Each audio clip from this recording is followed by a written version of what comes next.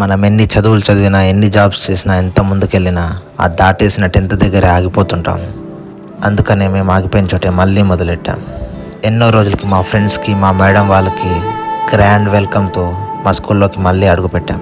ఆత్మీయ సమ్మేళనం 2008 to 2009 batch. చూస్తుండగానే 15 ఏళ్ళు దాటిపోయింది. మా స్కూల్లో మేము మర్చిపోకూడదనే జ్ఞాపకాలు, మర్చిపోని తీపి జ్ఞాపకాలు ఎన్నో ఉన్నాయి. మేము తిరిగిన చెట్టు, లంచ్ టైంలో ఆ కిచెన్ అస్సలు మర్చిపోలేం.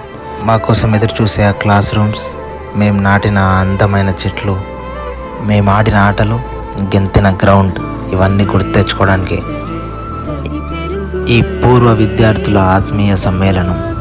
ఇక 15 ఏళ్ళ తర్వాత కలిసిన ఆ ఫ్రెండ్స్ని, మర్చిపోలేని ఆ బెస్ట్ ఫ్రెండ్స్ని మళ్ళొక్కసారి కలుసుకున్నామంతా. మళ్ళీ వెనక్కి వెళ్ళిపోయామంతా. ఇంకా 15 ఏళ్ళ తర్వాత మా టీచర్స్ మా కోసం ఎన్నో విషయాలు చెప్పారు. మా పేర్లు గుర్తుపెట్టుకోకపోయినా సరే మేము చేసే అల్లరి వాళ్ళకి చాలా గుర్తుంది. ఇంకా చాలా ఇయర్స్ తర్వాత అందరం కలవడం చాలా ఆనందంగా ఉంది. అది మాటల్లో అస్సలు చెప్పలేం. ఇంకా తర్వాత భోజనానికి రెడీ అయ్యాం. సార్ వాళ్ళందరికీ ముందుగా వడ్డించేసాం. ఆ తర్వాత ఇంకా మేము కూడా చాలా రోజుల తర్వాత కలిసి తింటున్నాం. ఈ తిరిగేటప్పుడు, తినేటప్పుడు మా చిన్ననాటి జ్ఞాపకాలు గుర్తొస్తూనే ఉన్నాయి. ఈ స్కూల్ మాకు గుర్తు చేస్తూనే ఉంది. ఇంకా ఎప్పటికీ మర్చిపోకూడదని ఒక అందమైన గ్రూప్ ఫోటో మేము కలిసి దిగాం. ఆ తర్వాత ఇంకా ఒకరి కోసం ఒకరిని తెలుసుకోవడానికి అందరం సిద్ధమయ్యాం.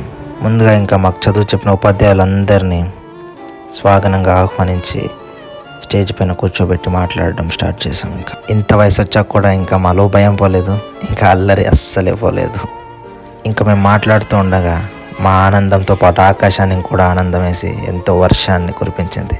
ఇంకా మా కోసం మేము మాట్లాడడం అయిపోయేసరికి మా సార్ వాళ్ళు మాట్లాడడం స్టార్ట్ చేశారు. అప్పట్లో వాళ్ళు మాట్లాడుతుంటే ఎప్పుడైపోద్దా స్పీచ్ అనుకునేవాళ్ళం, కానీ ఇప్పుడు వాళ్ళు మాట్లాడుతుంటే ఇంకా ఇంకా వినాలనిపిస్తుంది. మళ్ళీ వాళ్ళ క్లాస్లో కూర్చొని వాళ్ళు చెప్పే పాఠాలు వినాలనిపిస్తుంది. ఇంకా మా టీచర్స్ అందరికీ సన్మానం చేశాం. వాళ్ళ ఆనందానికి ఇంకా అదుపులు లేవు. కానీ మాకే ఆనందం మెల్లగా దూరమైనట్టు అనిపిస్తుంది. ఎందుకంటే మళ్ళీ అందరం వెళ్ళిపోతున్నాం. చివరిగా ఒక్క ఫోటోతో